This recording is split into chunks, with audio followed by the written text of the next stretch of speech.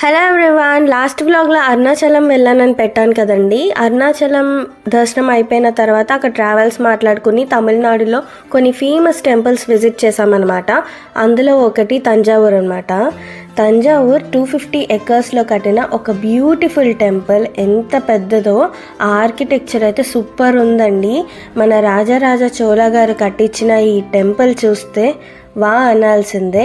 ఎందుకంటే ఇక్కడ సిమెంట్ కానీ బ్రిక్స్ కానీ ఏ బైండింగ్ మెటీరియల్స్ యూస్ చేయకుండా జస్ట్ స్టోన్స్, ఆ స్టోన్స్తోనే ఒక్కొక్కటి అలా పైకి పెట్టుకొని కట్టారంట ఆ టెంపుల్.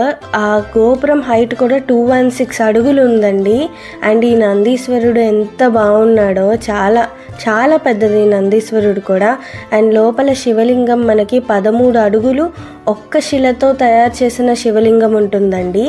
అండ్ ఇక్కడ గోపురం పైన ఉన్న శిఖరం షాడో ఇంకా గ్రౌండ్ మీద పడదంట. అది పెద్ద మిస్టరీ ఇప్పటికీ కూడా.